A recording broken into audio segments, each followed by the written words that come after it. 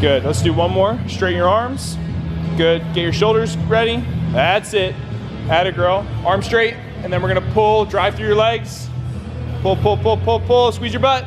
Good, down. Good job, we got one more.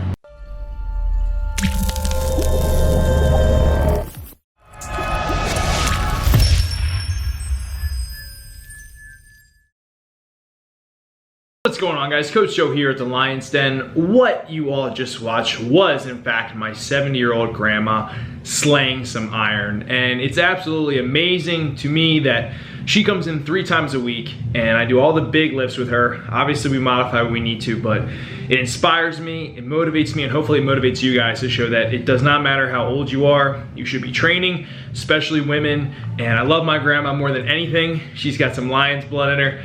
So that is just super cool.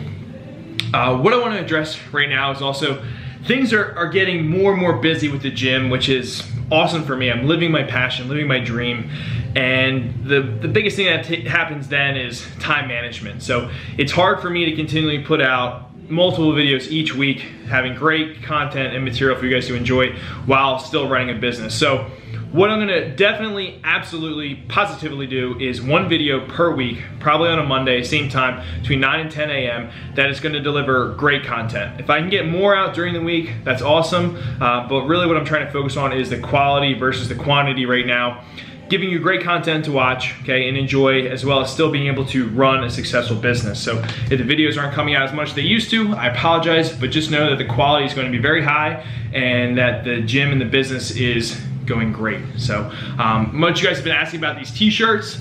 If your size available on the website, which is linked below, you can order them and I'll ship them to you in the US. I am not making enough money to shoot across the US right now, but if you're in the US, I will definitely hook you guys up. We have these, as well as black tank tops and some pretty kick-ass Yeti mugs with this logo on it. So check that out on the website. What you're gonna see now is me squatting and not dying, because I thought a couple times I was gonna die, and I'm gonna do a commentary over the video, which will be my first commentary. So hopefully it's something you enjoy. If you do, please just leave a comment below. I'm gonna give you guys some cues and things that go across in my mind as you see what I'm actually doing on the screen. So without further ado, enjoy this video.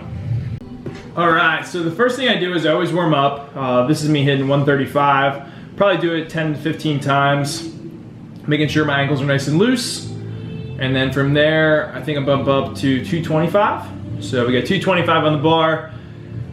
So I always jump 135 right to 225, making sure that I'm breathing properly. So as I come up, big breath, drop back down, hold that breath all the way through pretty much, or breathe right at the top. Then I do 275. I think I did 275 before 315 just because my ankle felt a little weird. You can see that green band. I did some ankle mobility to loosen my ankles up. And I do a high bar squat, so I'm not much of a low bar squatter. This is 315, cranking it out, feeling pretty good. And for the rep scheme, I'm doing 2 sets of 5, 2 sets of 3, and then 2 heavy singles, which I've never actually tested my back squat in years, which sounds kind of weird. So I wanted to see what I could push, and I worked up pretty high. So 345, soft belt is on, baby. Crushing this, feeling pretty good. No problems so far. Always making sure that I'm getting good, proper depth. I typically don't bounce out of the squat. I kind of hold the tension all the way through, and then I'll explode up out of the hole. 385, you can see me breathing at the top here, big breath. All the way down, all the way up, breathing from the belly, not the chest. Rack that sucker. Here is 425.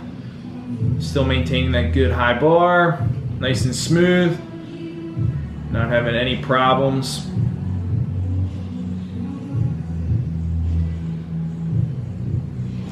$475. So this is where I started to feel a little bit tighter. You can see that my hard belt is on now. Anytime I'm working above 400, I'll throw that hard belt on, and now I have my knee wraps on. So 500. Whew. Actually surprised myself there. I haven't squatted 500 pounds in a long time. Since I've been focusing on strength, I'm really trying to push the numbers. Here's 525. This is where things start to get pretty dicey. coming up. And that felt a lot longer in my head than it looked on camera, which if you guys lift, you know what I'm talking about. Probably felt like 10 seconds in my mind, where in actuality it was pretty smooth. And here is 550. So this is where it actually took a while. So I come up, and for some reason I hit that wall. I'm shaking, knees driving out, boom, baby. So I know once I get to a certain point and drive those knees out, things are good. So here comes the accessory lifts for the legs. I did some back racked front lunges, which was a change. Normally I'll do back racked back lunges. So I'll actually step back and then come up and put pressure on my heel slightly and then keep alternating, but I wanted to switch it up this week and did front lunges. So I do anywhere from 6 to 8 each leg, depending on the goals or the intensity for that day. The big key with this is when you lunge out, make sure that your knee doesn't go over your toes, as well as that your leg isn't too far out. The other thing is making sure that your back doesn't round. Here's me having a pointless mid-training rant, which happens often. Moving on, I'm doing some squats, which kind of mimics a pit shark machine right here. So it's taking the pressure off of my lumbar, which is nice just because for all the lifting that I do, it puts a lot of pressure on my spine. This is just changing it up. I've seen people doing a lot of these, so I figured I'd just give it a try. Really what was most uncomfortable about this was actually the belt, not so much the weight or the squats at all, just uncomfortable on my hips. And then from there, we move to some swings. I love doing swings. I gotta get some heavier kettlebells, but this is a 70-pound kettlebell, really working on hip explosiveness, squeezing my butt, syncing up my breath. Inhale on the way down, exhale on the way up. Great for the hammies. Then we're gonna throw in some yoke carries. This was more for speed work, so I didn't go super heavy. I think I worked up, the highest was like a 360 pounds. But I was just working on getting it up and just moving those feet quick, and then dropping it down. So I did this whole thing for 4 rounds, and then I throw in a keg carry next.